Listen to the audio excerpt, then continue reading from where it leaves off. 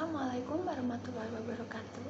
Sebelumnya perkenalkan nama saya Kusna Aririn NIM 053 dari Prodi Manajemen Sumber Daya Perairan. Di sini saya akan mereview jurnal yang berjumlah 2 jurnal yang berjudul Biofiksasi CO2 oleh Mikroalga Spirulina dalam upaya pemurnian biogas. Dan yang satunya berjudul Pertumbuhan dan Biomasa Spirulina SP dalam Media Pupuk sebagai Bahan Pangan Fungsional. Jurnal yang pertama yaitu Biofiksasi CO2 oleh Mikroalga Spirulina SP dalam upaya pemurnian biogas. Ini merupakan jurnal Teknologi Kimia dan Industri volume 2 nomor 4 halaman 125 sampai 131. Diterbitkan tahun 2013. Untuk penulisnya sendiri yaitu Vegi Yuliandri, Yuda Dita Utama, dan Lukman Bukhori. Penelitian ini bertujuan untuk menentukan laju alir efektif fotobioreaktor berbentuk tubular dengan mikroalga spirulina SP untuk menyerap CO2 serta menentukan konsentrasi CO2 optimum yang mampu terserap oleh spirulina SP. Untuk subjek dalam penelitian ini yaitu keberadaan CO2 dalam biogas yang dapat menurunkan nilai kalor. Untuk metode penelitian yang digunakan yaitu penelitian ini dilakukan menggunakan mikroalga spirulina SP yang didapatkan dari laboratorium Sebiore Teknik Kimia Universitas Diponegoro dan menerapkan dua variabel yaitu variabel yang digunakan antara lain variabel laju alir dan variabel konsentrasi CO2. Untuk selanjutnya yaitu hasil dan pembahasan. Untuk hasilnya yaitu pengaruh laju alir terhadap banyaknya biomasa dan spirulina. Di sini saya akan sedikit menjelaskan tentang hasilnya. Kalau dilihat dari grafik tersebut terjadi kenaikan jumlah biomasa dari hari ke hari kultivasi. Kenaikan ini dikarenakan CO2 yang digunakan oleh mikroalga untuk fotosintesis sehingga spirulina mengalami pertumbuhan yang menyebabkan biomasa yang semakin hari dihasilkan semakin banyak. Keberadaan aplikasi pemurnian biogas dengan mikroalga mampu mengurangi kadar CO2 secara efektif. Untuk hasil yang kedua yaitu pengaruh laju alir terhadap penyerapan CO2. Terlihat pada grafik bahwa terjadi kenaikan jumlah biomasa pada laju alir 0,2 per menit sampai 0,1 per menit. Hal ini terjadi kenaikan kemampuan penyerapan CO2. Hal tersebut dikarenakan jumlah biomasa spirulina bertindak sebagai agen penyerap CO2 pada laju alir tersebut yang tumbuh dengan optimal. Jumlah mikroalga dalam sistem menentukan kemampuan penyerapan CO2. Nah, untuk hasil yang ketiga yaitu pengaruh konsentrasi CO2 terhadap banyaknya biomasa spirulina. Pada percobaan ini menggunakan spirulina kultur yaitu sebesar 0,2 atau N sama dengan 680 dengan jumlah biomasa awal yang relatif DC sehingga kemampuan penyerapan CO2 juga kecil sehingga diberikan beban konsentrasi CO2 yang terlalu besar akan menyebabkan terganggunya pertumbuhan spirulina. Untuk untuk hasil yang keempat yaitu pengaruh konsentrasi CO2 terhadap penyerapan CO2. Pada grafik didapat data konsentrasi CO2 umpan 25% terjadi penyerapan CO2 sebesar 0,455%. Pada konsentrasi CO2 umpan 30% terjadi penyerapan CO2 sebesar 0,47%.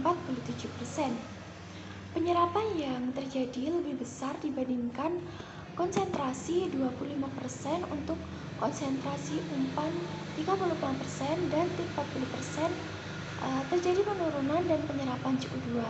Kemampuan penyerapan paling baik terjadi pada pemberian beban umpan sebesar 30% dan paling buruk pada pemberian konsentrasi CO2 40%.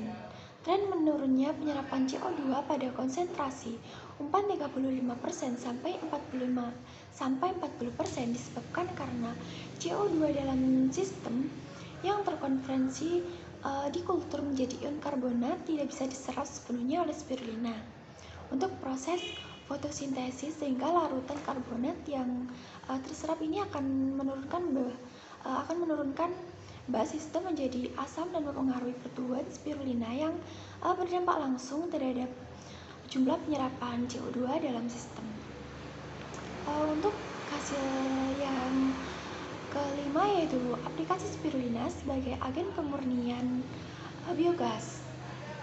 Pada penelitian ini yang telah dilakukan belum bisa mencapai target pemberian biogas, sehingga hasil penelitian ini belum bisa diaplikasikan untuk pemurnian biogas yang sebenarnya.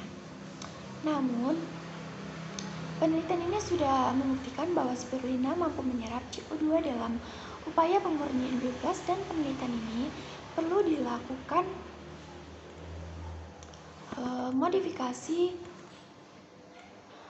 reaktor meliputi memperpanjang tub pada fotobioreaktor jenis tubular sehingga waktu tinggal gas lebih lama, dan ode awal spirulina harus diperbesar. Untuk kelebihan jurnal ini yaitu jurnal ini menjelaskan secara jelas tujuan dari penelitian tersebut. Jurnal ini juga dilengkapi faktor pendukung seperti grafik. Untuk kekurangannya sendiri, penulis jurnal ini sudah menjelaskan secara jelas tujuan penelitian ini, namun terdapat beberapa bahasa atau istilah yang sulit dipahami oleh kalangan awam. Untuk yang kedua itu banyak kalimat yang diulang-ulang pada bab hasil sehingga sedikit terjadi pemborosan kata. Untuk yang ketiga yaitu kekurangan pada penelitian ini adalah tidak disebutkannya range konsentrasi spirulina yang dibutuhkan untuk pengaplikasian pemurnian biogas yang sebenarnya. Dan di situ itu hanya disebutkan range optimum pada penelitian yang dilakukan. Untuk selanjutnya yaitu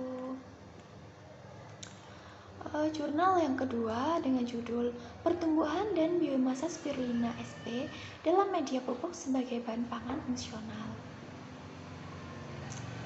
Jurnal ini termasuk Jurnal Ilmiah Perikanan dan Kelautan volume 10 nomor 2 tahun terbit 2018. Penulisnya itu Otto Prasadi. Tujuan dari penelitian ini yaitu untuk mengetahui kepadatan atau kelimpahan berat basa dan berat kering dari spirulina dalam media pupuk hasil campuran urea, pupuk zoofilzur, amoniak atau ZA, dan pupuk triple super fosfat atau TSP dengan membandingkan pada pupuk kontrol dengan standar pada media Conway sebagai langkah alternatif dalam meminimalkan biaya kulturisasi spirulina sp sebagai bahan pangan fungsional dalam skala laboratoris. Untuk subjek dari penelitian ini itu tentang pemenuhan kebutuhan nutrien untuk spirulina sp. Untuk metode penelitiannya sendiri itu pembuatan media pupuk, terus starter spirulina. Sedikit saya jelaskan tentang starter spirulina sp ini. Starter spirulina sp dibuat dengan menumbuhkan spirulina sp pada media air laut sehingga mencapai fase pertumbuhan eksponensial dengan kepadatan kurang lebih 1000 unit per mili. Setelah itu spirulina sp diinokulasikan ke dalam media perlakuan sebanyak 10% dari volume media kultur dengan pemberian sumber cahaya dari lampu TL 10-40 watt. Pemanenan spirulina sp dilakukan saat kultur mencapai fase eksponensial eksponensial dan fase stasioner melalui metode filtrasi menggunakan planktonet dan mass size 0,060 mm. Yang ketiga itu pengukuran kepadatan sel. Pengukuran kepadatan sel ini tuh pengamatan pertumbuhan populasi yang dilakukan setiap hari di bawah mikroskop selama 9 hari menggunakan Sedgwick refractor perbesaran 10 kali. Perhitungan kepadatan spirulina sp dalam satuan unit per mili. Satuan unit diukur sebagai satu sudut sinusoid dan filamen. Untuk yang keempat atau yang terakhir yaitu pemanenan mikroalga. Untuk hasilnya sendiri yaitu hasil penelitian kepadatan spirulina sp mengalami fase lambat atau lag phase dengan kenaikan populasi rata-rata 781,5 unit per mili pada hari pertama sampai hari ketiga. Fase percepatan atau eksponensial fase dengan kenaikan populasi rata-rata 3.576,5 unit per mili pada hari keempat sampai hari kelima.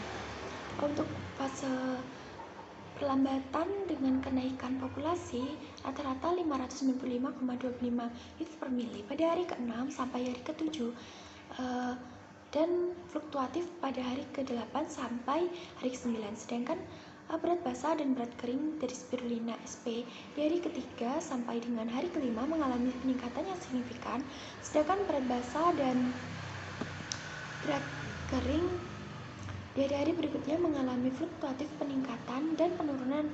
Adanya penurunan pertumbuhan dan biomasa dapat disebabkan oleh beberapa faktor, di antaranya kekurangan nutrien dalam media, berkurangnya intensitas cahaya karena penanggungan sendiri, kompetisi yang semakin besar dalam mendapatkan nutrien, ruang hidup, dan cahaya makanan fungsional yang mengandung protein tinggi. Salah satunya adalah terbuat dari mikroalga spirulina sp. Mikroalga spirulina sp ini tidak hanya bertindak sebagai sumber potensial tunggal, tapi juga sumber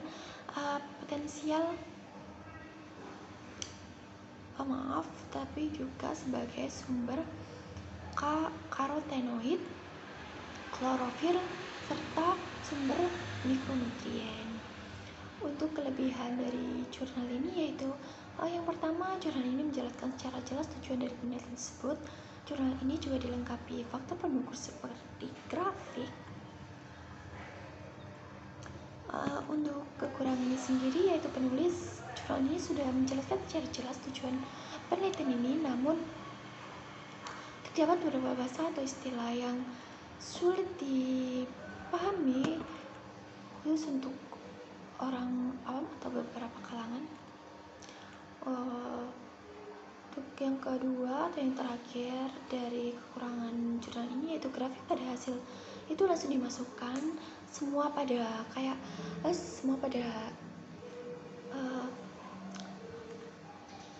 sebelum pengantar paragraf itu sudah diberikan semua grafik ditaruh situ, sehingga sedikit membingungkan. Soalnya kan setiap grafik dikasih paragraf pengantar di bawahnya, itu biar kita para pembaca itu tidak bingung. Sekian presentasi review jurnal dari saya akhiri. Wassalamualaikum warahmatullahi wabarakatuh.